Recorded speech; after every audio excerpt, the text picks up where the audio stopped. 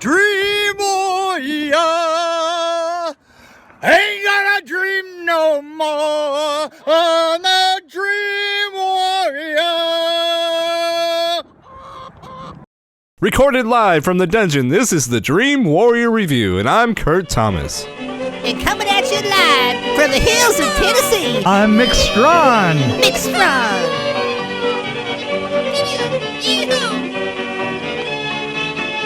Which film or show would you like to talk about first? Yeah. Are we gonna talk about Wizard of Speed and Sound, the short and the movie? Yeah. As two separate entities? Well, I think we could do it all in one episode, talk about the short film, and then talk about the feature film. Good. Okay. I don't know. So I don't even have a description for this.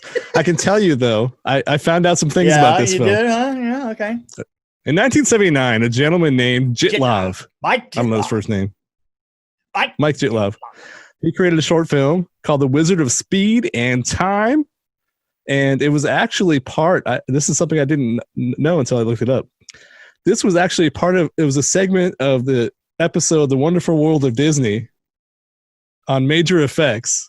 And it was it was released along with The Black Hole. Disney, Really? The Black Hole. Which is actually one of my favorite Disney movies. The Black Hole, remember that one? I used to love that as a kid. I used to walk around the playground like, I'm following the black hole. Because I'll tell you, here's the thing. The thing that's funny about that is that film before that, and I can tell you because I saw it in college. Now, I saw it in college, would have had to been 75. All right? Wait. Hold on. I know what you're going to say. What? Here's the thing. It had been around that long. Let me try that again. What? It had been around for quite a while, and I talked to Mike Jitlov, and it had been around for a long time, but it had only been released in animation festivals that toured colleges, right? So you would have seen it in college. I mean, we saw it all the time in 75, in 76 on these college animation tours, right? But it wasn't released until Disney got a hold of it in 79. So here's the thing. I have to say that this film is kind of a one of, and there ain't nothing out there quite like it, right? Yeah, I mean, pretty much. It was an animation style called, now let's see if I can wiggle my brain, pixelation. Actually, it's a combination of pixelation and stop motion. But wasn't that like a Apple computer thing that he was working on? But to use a technical term, the Apple thing. No, you don't understand. No, that was just a 16 millimeter camera and using animation. No, I mean some of the effects he used actually were he created on Apple. I was reading on his IMDb page. It said that he invented something called Pixelate or something. Yeah, I got this the is word after wrong. the very first Speed and Sound. You're talking about the movie itself. You're not talking about the Wizard of Speed and Time. The Wizard of Speed and Time was done just old school. Stop motion and pixelation, and and basically pixelation is where kind of you jump, take a photo, and then jump, take a photo. So that the idea of pixelation is that it can suspend you in the air, that kind of thing. Okay, and you further kind of can get the legs spinning idea, by jumping in the air and shifting your legs and holding it, or actually taking frames out, So it's kind of like the 80s cheese frame, like they used to do at the end of 80s sitcoms like this. Exactly. Only a whole bunch of those run together, right? And I talked to Mike, and the weird thing is the guy is absolutely 100%. He is listed in the yellow pages, listed in the white pages for Los Angeles. I couldn't believe it. Yeah. I'm not kidding. I thought, well, I just I'll just look him up. And I looked him up. And sure enough, I swear I typed it into Google search and a phone number came up. And I was like, well, I had virtually never, ever, ever, other than a company, I have never just put somebody's name in and it come up with a phone number. I was like, holy shit. Wow. And I called the number and there he was. It was like, oh. Wow. And I talked. Is he interesting?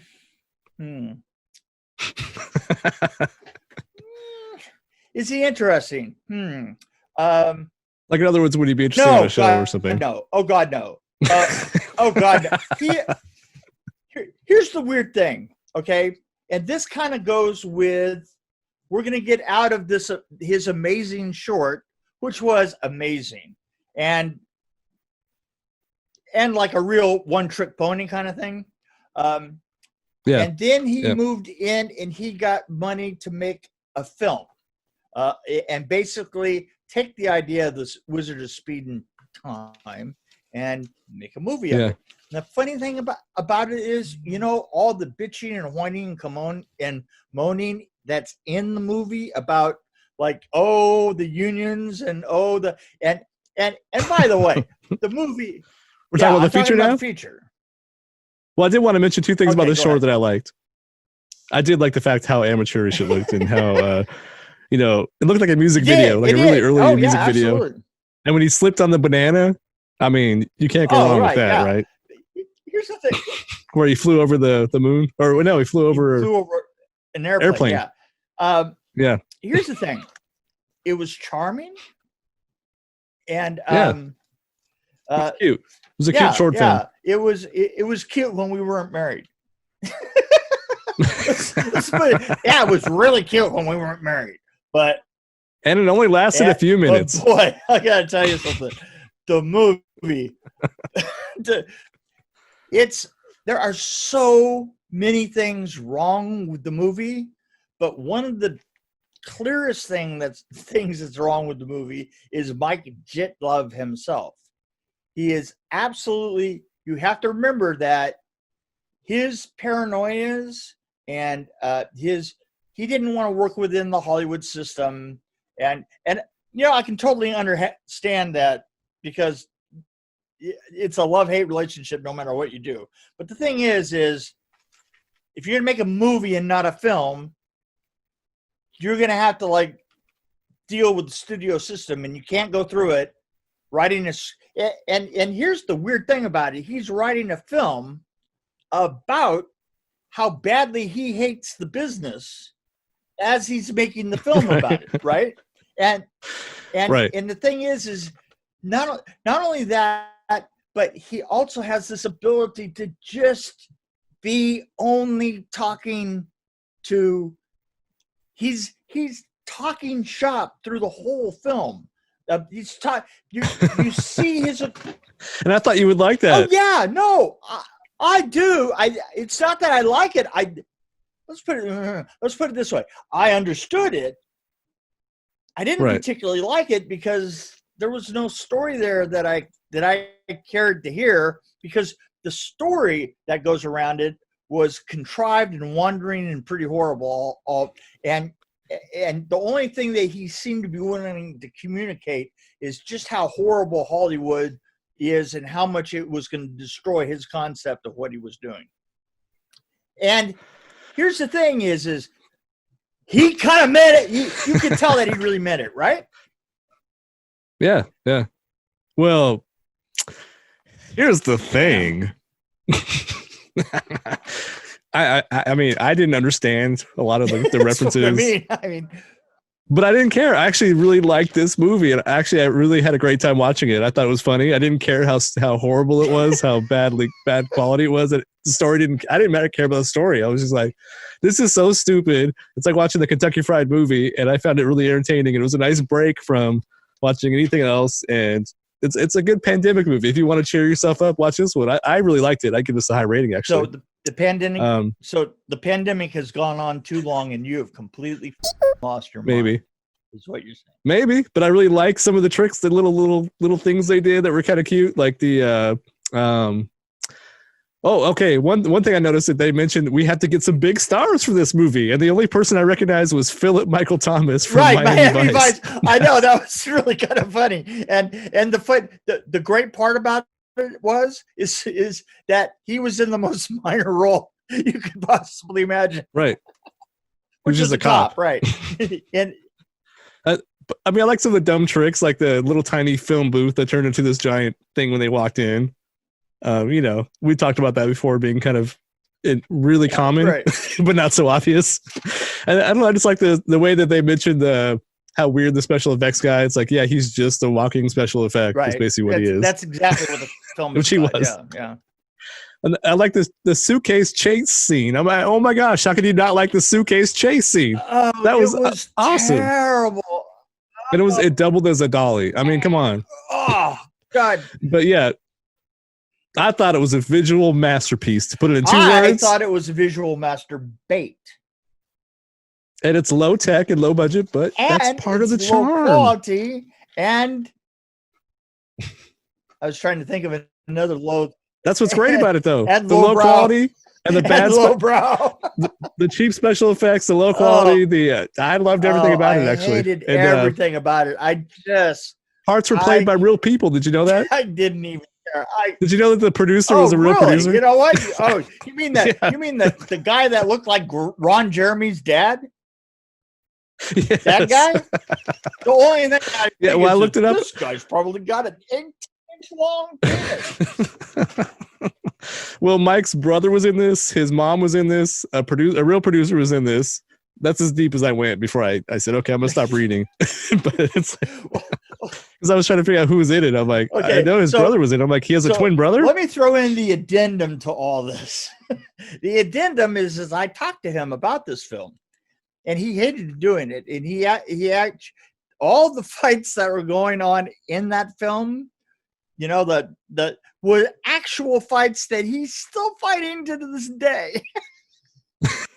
And talking to him. This is the struggle of the independent filmmaker, right? Who's trying to do it without the studios and pissing everybody off, right? I at least got that message to the movie. Yeah, and I fought the same battle my whole career, and I never wound up accidentally making a movie that bad.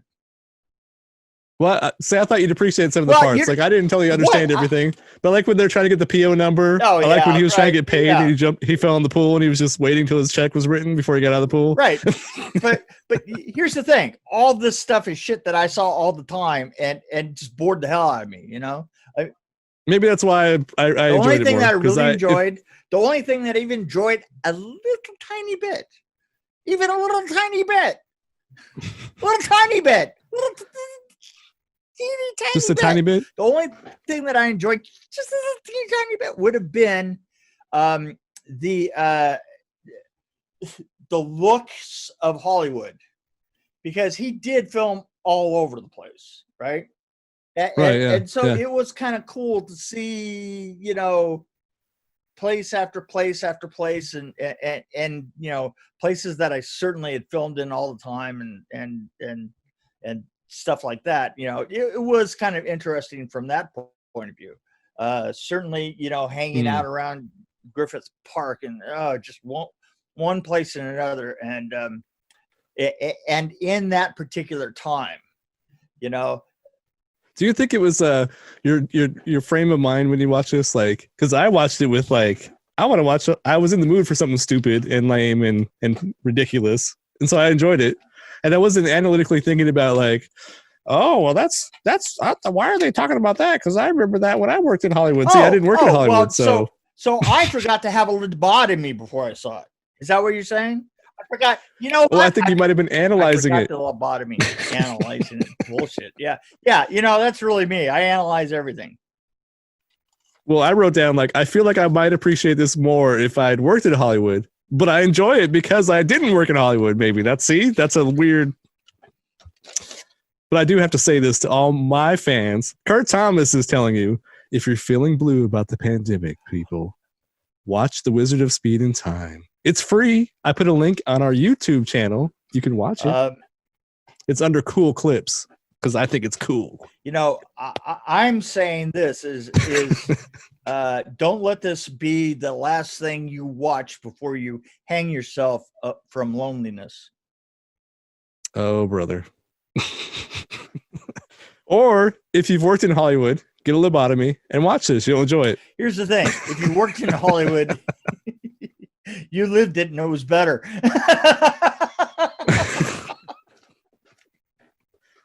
Oh, well. Wow. Well, I was wrong about this. I thought you would like this more. Yeah, I just, oh God.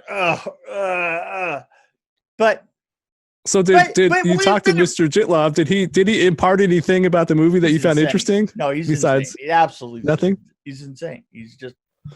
Well, he is I think in 2007, his mom had a stroke, and he's been taking care of her. You know what? While, There's no way that you're gonna make me feel bad about this. He's insane. Yeah, yeah, no. Ooh, I feel terrible. A stroke, you say? Actually, no. This led me. Honestly, he said that to me while we were on the phone, and even then, it didn't help his situation. even then, I thought to myself, there is absolutely no way I am bringing him on to either show that I am involved in. Because, yeah, you know. Well, I think he'd be good if we hired him as an actor, like to play a part. Because here's the thing I discovered. I was on IMDb looking at his resume, his really long resume, and I saw that he worked on a movie called Meadowlark Lemon Explains the World. I think that's what it's called. But I was a huge Harlem Globetrotter fan, and he's one of the Harlem Globetrotters. So this is back in the 70s when I was about 5 years old. I think it was 1979, somewhere around there. I just gave away my age. But anyway, he played this character called the Phantom. He was this like guy in a hood. He was wearing like a wizard-like outfit, but it was black. And he was talking like really creepy. And Meadowlark Lemon was talking. He was teaching children about the world, like the equator and the latitude and longitude and all this cool stuff. But he was like a basketball player, so he's spinning the earth and stuff on his fingers. So I enjoyed it. It only had 3 views on YouTube. So I guess I made 4. Wait a minute. But it was amazing. It was amazing. You know, for all. Well, I mean, if you're into cheesy 1970s like bad TV, I stand with the 6 billion people who didn't see it. I stand with them. I stand in solidarity with the rest of the damn world. Well, I gotta say that I would give the short film a pretty high rating, but I would still give it the feature film. Wait a minute. Can we stop all this for a minute? Because I recommended this and you hadn't seen it. I recommended the short film. I think the short film is just a jewel and a gem and just its own little unique little burst of 70s weirdness. I think it stands. And you didn't think the feature film was 80s weirdness? Here's what I'm saying. Don't sidetrack me, buddy. What I'm saying is I recognize that short film for being what it is. It's brilliant, it's crystalline, and it stands by itself. Okay? But I agree with that. I brought that guy on, if I brought him on as a guest, you'd kill me. You would come. No, I would say, can you please come on the show and play the Phantom part while you talk to us? Let me tell you, my friend, he's listed on Google. All you have to do is 1 ringy dingy, 2 ringy dingy, and 3, and you got him.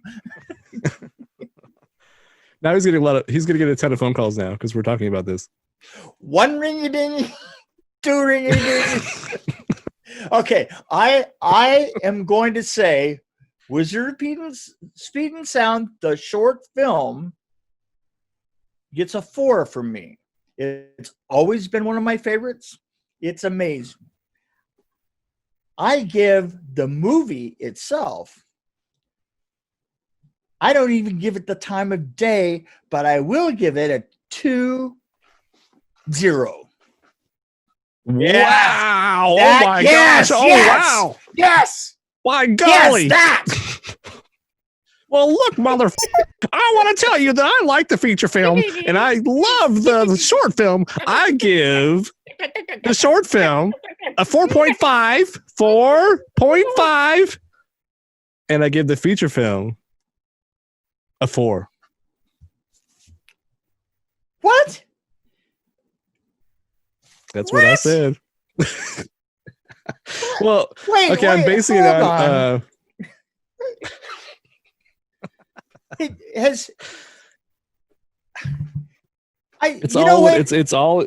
Before I left Washington, you hadn't even started smoking crack. Look. Let's see. Look at my notes here. Let me see what I got. Reminds me of Benny Hill chasing women around.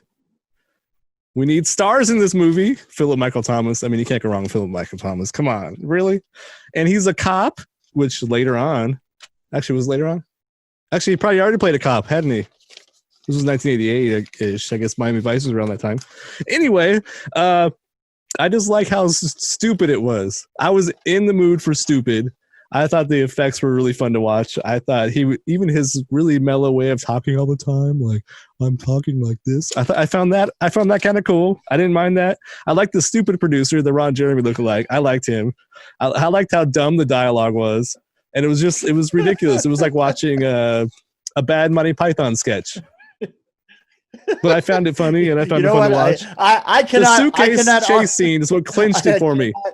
I'd probably be at a 3 if it wasn't for this suitcase scene. I cannot argue with any of the stupid things you just said. It's just that you and I have both said the same stupid shit. It's just at the end, you would say, blah, blah, blah, blah, blah, blah, blah, and it was brilliant. And I would say the same, blah, blah, blah, blah, blah, and it was shit. And it's like we're using the same words to mean like different things.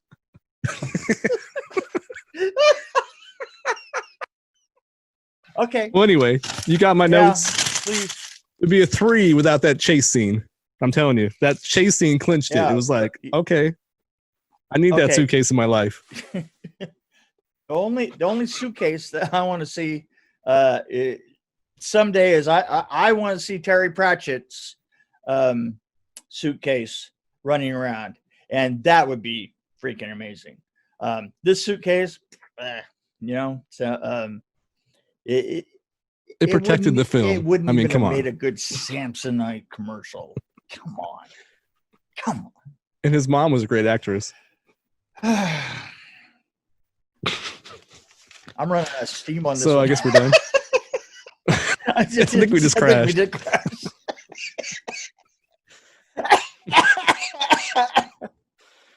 This one didn't so much and is die.